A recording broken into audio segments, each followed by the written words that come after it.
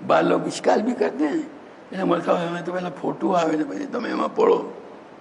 اگر بھائی مفتیوں نے جب اجازت دے دی اس کے اندر قرآن ہو تو پڑھنے کی, تو پھر آپ کو کون سا اشکال؟ تو اگر آپ یہ اشکال کرتے ہیں تو میں اشکال یہ کروں گا کہ آپ اپنی زبان سے گالی بولتے ہیں.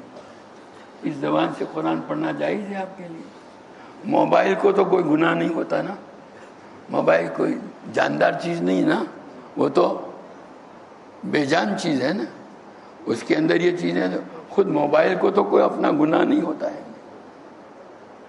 لیکن ہم تو جب گالی بولیں گے تو ہم کو گناہ ہوگا, ہماری زبان کیا ہوگی؟ گندی ہوگی. اس گندی زبان سے ہم اللہ کا ذکر کرتے ہیں. آج تک کسی نے یہ اشکال نہیں کیا.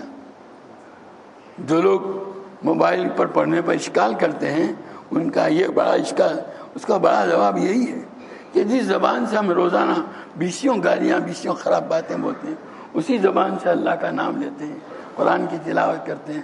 کسی نے منع کیا اس پر کہ نہیں کہ پہلے توبہ کرو, زبان کو جو ہے گلاب اور جو ہے مشک سے دھوو اور اس کے بعد پھر اللہ کا نام لو.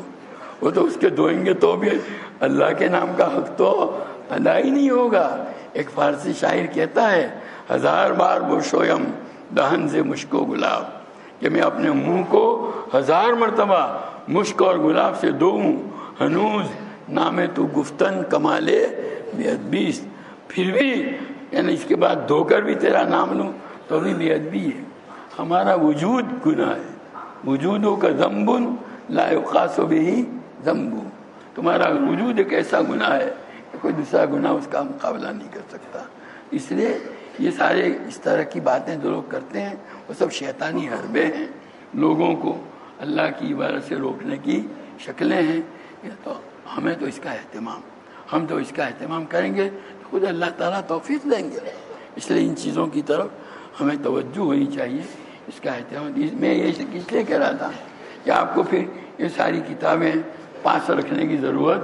پہلے تو سفر میں جاتے تھے نا ہم لوگ تو قرآن بھی ساتھ رکھنا پڑتا تھا, یہ سب یہ سارے یہ الگ جزدان میں باندھو بھی. اب تو یہ موبائل نے سب کیا کر دیا, سب اندر آ گیا. جب لوگ دنیا میں موبائل کے اندر وہ غلط چیزیں دیکھتے ہیں, اس موبائل کو ہم صحیح چیز کے لیے استعمال کر سکیں. اس نے حضرت قاری طیب صاحب سے پوچھا, یہ جو نئی ایجادات ہوئی ہیں ان ایجادات نے آدمی کو گنہگار بنا. حضرت نے فرمایا کہ یہ ایجادات جو ہیں وہ خود کچھ نہیں ہیں, وہ تو انسان کے استعمال کے مطابق ہیں. اگر وہ اچھی جگہ میں استعمال کرے گا تو وہ اچھا. تلوار خود اپنی ذات کے اعتبار سے بری نہیں ہے, اس کے ذریعے سے اللہ کے دشمن کو قتل کرے گا تو جنت ملے گی تم کو, اور اس کے ذریعے سے اپنے آپ کو مار ڈالے گا تو جہنم میں جاؤ گے. آلات کچھ نہیں ہے, استعمال ہے. ہمارا استعمال, ہم اپنا دل درست کر لیں, اپنا دماغ درست کر لیں, اپنی سوچ درست کر لیں کہ اس آلے کو کبھی غلط کام میں استعمال نہیں کروں گا.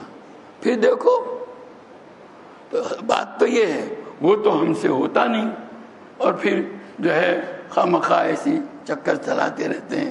جو اللہ کے بندے نیکی کام کرتے ہیں ان کو بھی روکنے کی کوشش کرتے ہیں.